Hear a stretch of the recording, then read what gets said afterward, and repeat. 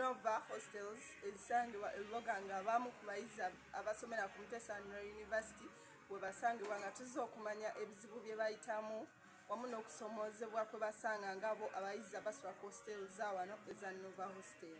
Abazadde bangi mu ggwanga abawerera abaana mu matendekero aga waggulu abandi basalawo kubateeka mu bisulo oba biyite hostel omusula abayizi okusobola okukuuma abaana baabwe. Abayizi bannyonnyodde ku birungi bye baganyulwa mu bisulo bino omuli okukuumibwa obulungi ekintu ekikuuma obulamu bwabwe.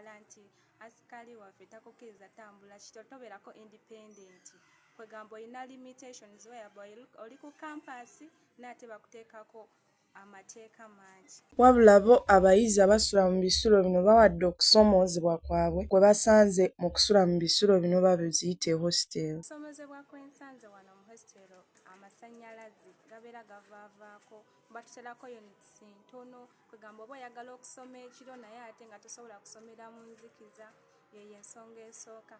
Balukubiriza bayizi n'abo wamu n'abazadde okuleeta abaana baabwe mu bisulo biniini. Nkubiriza abayizi abasomera kampasi endala okugyamu eno hostel olw'ensonga nti eri kumpi n'essomero weeyabayiro oba togenda kutaataaganyizibwa.